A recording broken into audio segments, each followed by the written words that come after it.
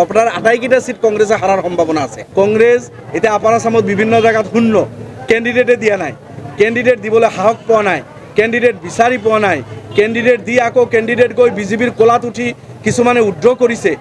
288টা আসন আঞ্চলিক পঞ্চায়তত বিজেপিক বিনা প্ৰতিদ্বন্দ্বিতাৰ অকাবাৰ দিয়া এইটো এটা মানে ডাঙৰ পলিটিকেল ব্লাণ্ডাৰ বুলি মই ভাবোঁ।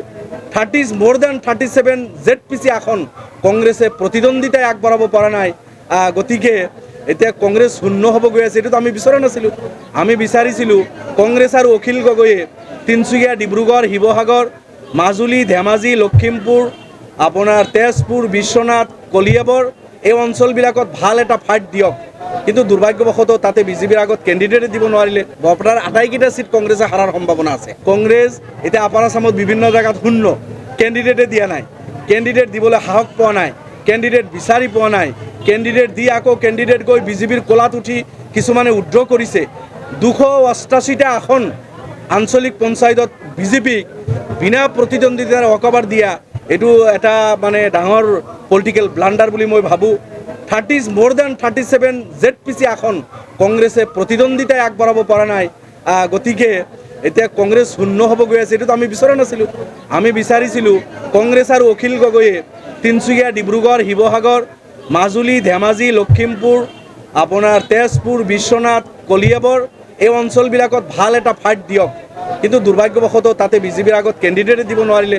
আপোনাৰ আটাইকেইটা সিট কংগ্ৰেছে হাৰাৰ সম্ভাৱনা আছে। কংগ্ৰেছ এতিয়া আপাৰ আসামত বিভিন্ন জায়গাত শূন্য, কেণ্ডিডেটে দিয়া নাই, কেণ্ডিডেট দিবলৈ সাহস পোৱা নাই, কেণ্ডিডেট বিচাৰি পোৱা নাই, কেণ্ডিডেট দি আকৌ কেণ্ডিডেট গৈ বিজেপিৰ কোলাত উঠি কিছুমানে উদ্ৰ কৰিছে। 288টা আসন আঞ্চলিক পঞ্চায়তত বিজেপিক বিনা প্ৰতিদ্বন্দ্বিতাৰ অকাবাৰ দিয়া এইটো এটা মানে ডাঙৰ পলিটিকেল ব্লাণ্ডাৰ বুলি মই ভাবোঁ। more than 37 ZPC আসন কংগ্ৰেছে প্ৰতিদ্বন্দ্বিতাই আগবঢ়াব পৰা নাই। গতিকে এতিয়া কংগ্ৰেছ শূন্য হ'ব গৈ আছে, এইটোতো আমি বিচৰা নাছিলোঁ। আমি বিচাৰিছিলোঁ কংগ্ৰেছ আৰু অখিল গগৈয়ে তিনিচুকীয়া, ডিব্ৰুগড়, শিৱসাগৰ, মাজুলী, ধেমাজি, লখিমপুৰ, আপোনাৰ তেজপুৰ, বিশ্বনাথ, কলিয়াবৰ এই অঞ্চলবিলাকত ভাল এটা ফাইট দিয়ক, কিন্তু দুৰ্ভাগ্যবশতঃ তাতে বিজেপিৰ আগত কেণ্ডিডেটে দিব নোৱাৰিলে। আপোনাৰ আটাইকেইটা সিট কংগ্ৰেছে হাৰাৰ সম্ভাৱনা আছে। কংগ্ৰেছ এতিয়া আপাৰ আসামত বিভিন্ন জায়গাত শূন্য, কেণ্ডিডেটে দিয়া নাই, কেণ্ডিডেট দিবলৈ সাহস পোৱা নাই, কেণ্ডিডেট বিচাৰি পোৱা নাই, কেণ্ডিডেট দি আকৌ কেণ্ডিডেট গৈ বিজেপিৰ কোলাত উঠি কিছুমানে উদ্ৰ কৰিছে। 288টা আসন আঞ্চলিক পঞ্চায়তত বিজেপিক বিনা প্ৰতিদ্বন্দ্বিতাৰ অকাবাৰ দিয়া এইটো এটা মানে ডাঙৰ পলিটিকেল ব্লাণ্ডাৰ বুলি মই ভাবোঁ। more than 37 ZPC আসন কংগ্ৰেছে প্ৰতিদ্বন্দ্বিতাই আগবঢ়াব পৰা নাই। গতিকে এতিয়া কংগ্ৰেছ শূন্য হ'ব গৈ আছে, এইটোতো আমি বিচৰা নাছিলোঁ।